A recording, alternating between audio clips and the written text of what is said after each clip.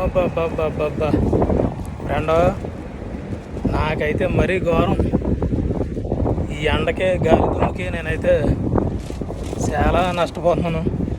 నేనైతే బుక్ అయిపోయాను. ఇక్కడ ఎండలకి, ఇక్కడ గాలి దుమ్ముకి నాకు బాగా పడుతుంది. మరి వేరే వాళ్ళ పరిస్థితి ఎలా ఉంటుందో కానీ నాకైతే దెమ్మ తిరిగి మైండ్ బ్లాక్ అయ్యి బొమ్మ కనపడుతుంది ఈ గాలి దుమ్ముకి ఎండకనే. ఇదంతా ఎందుకంటే నేను పనిచేసే మాకు బయట మేడంగారింట్లో రూమ్ లేదు. వాళ్ళ చుట్టాల ఇంటి దగ్గర రూము ఇంచుమించు 1 కిలోమీటర్ వస్తుంది నేను ఉండే రూమ్ కాడి నుంచి మా మేడం గారింటికి. అందుకనే డ్యూటీకి అక్కడికి వెళ్ళి మళ్ళీ డ్యూటీ అయిన తర్వాత రూమ్కి రావడం మామూలు నరకం కాదు బాబోయ్. ఎండ లేదు, వాన లేదు, చలి లేదు. వాళ్ళకి ఇష్టం వచ్చినప్పుడు ఫోన్ చేస్తూనే ఉంటారు, తేప ఫోన్ చేస్తూనే ఉంటారు.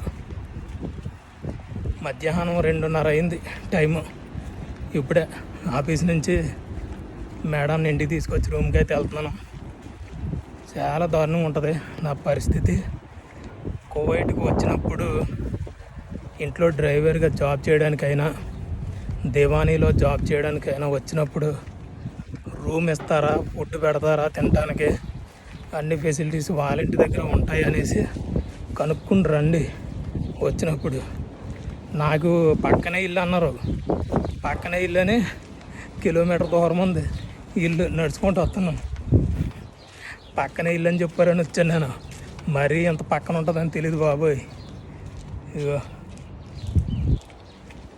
అమ్మ అక్కడ పని చేసి మళ్ళీ అక్కడ కారు పార్కింగ్ చేసి మళ్ళీ రూమ్కి వచ్చి ఒక 5 నిమిషాలు 10 నిమిషాలు కూర్చున్నప్పటికీ ఎలా తాల్ బేత్ సొరా అంటారు. వామ్మో, ఈ టార్చర్ ఎప్పుడు పోతుందో కానీ నాయన.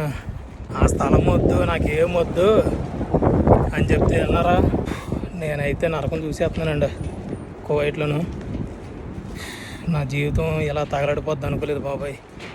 ఆ రోజు ఎంతమంది చెప్పినా లేదు, వద్దురా బాబు, వద్దయ్యా బాబు, వద్దు, నాకు వద్దయ్యా బాబు అంటే అసలు ఎవరు అనలేదు. అప్పులు తీర్చుకోలేక నరకం చూసేస్తున్నాను నేనైతేనే ఈ ఎండకే, ఇసుక తుఫాన్లోను. ఈ ఎండలో గాలి దుమ్ములో రూమ్ కాడికి నడుచుకుంటూ వచ్చినప్పటికీ సుక్కలు కనపడ్డాయి.